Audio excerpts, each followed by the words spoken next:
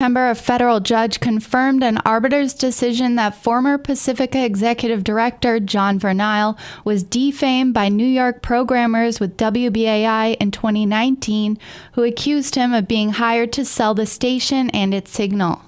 The arbiter awarded Vernile $305,000 in damages for defamation. Vernile also claimed wrongful termination after he was fired by the Pacifica Board of Directors over the financial handling of the WBAI station, but the arbiter agreed with Pacifica that that was not the case. This week, U.S. Marshals seized $305,000 of KPFA's assets to pay for the arbitration award, leaving the Berkeley station in a major budget shortfall and beginning the process of layoffs. Pacifica Foundation Executive Director Stephanie Wells declined to comment on the legal case, saying it was still ongoing, but says the impacts are painful for the network. Anytime that any sort of funds are garnished or a levy or a lien is placed on any of our properties or our accounts, it's extremely nerve-wracking, and when it is when it's detrimental to the employees, it's very painful.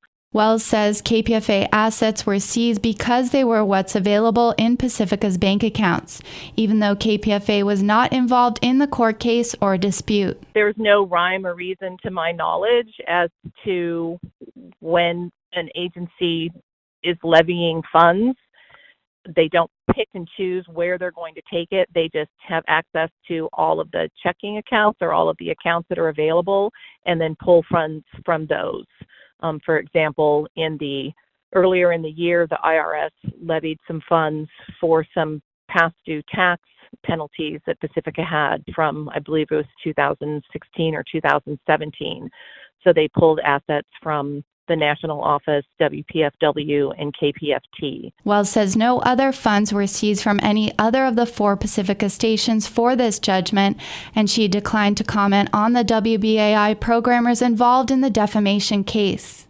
Wells says Pacifica is struggling to pay its bills and says the board is taking stock of the network's assets, including the signals for WBAI and KPFK, and potentially selling the Los Angeles station property. So we have had a valuation report done on the WBAI signal and the KPFK signal, just in case there's discussion or a need for any sort of signal swap. That's the last thing that anybody wants to do, but the board wanted me to get valuation reports on that.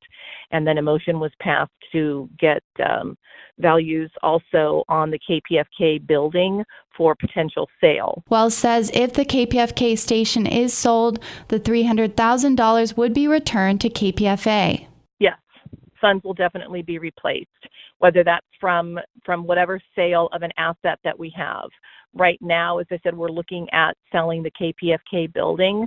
I've met with 2 commercial brokers and have their valuation reports on that, and then I'll be presenting that to the board this evening, and then the board will make a determination as to whether we are definitely going through with that process or not. But it's the number one priority that those funds will be replaced.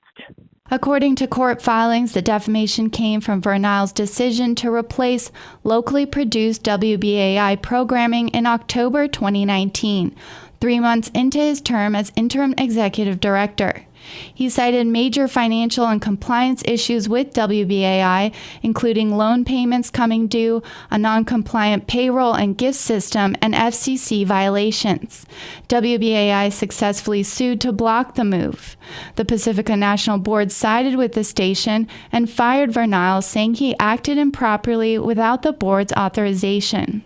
He filed an arbitration demand for wrongful termination. WBAI programmers, including the program director, discussed his actions on air, claiming Vernile had been hired to sell WBAI and was part of a group staging a coup. Other programmers called him a rat and a crook, according to court documents. The arbiter ruled Vernile had exceeded his authority and was not wrongfully terminated, but agreed there was no evidence he was hired to take down WBAI and he was defamed by the false statements. Pacifica attorney Arthur Schwartz filed an appeal on Thursday with the Ninth Circuit Court of Appeals challenging the monetary judgment. The appeal argues the arbiter found good cause for Vernal's firing, and a defamation case has no place in a wrongful termination arbitration process. In the court filing, Pacifica says the WBAI employees made comments on air 6 weeks after Vernal's firing, and they should be covered by the First Amendment. In the meantime, KPFA staff are feeling the pain of Pacifica's financial crisis and the asset seizure. On Monday, KPFA management announced 10 positions would be laid off, totaling 150 hours effective December 30th, including producers and engineers. However, those cuts must be negotiated with its union, CWA Local 9415. For KPFA News, I'm Corinne Smith.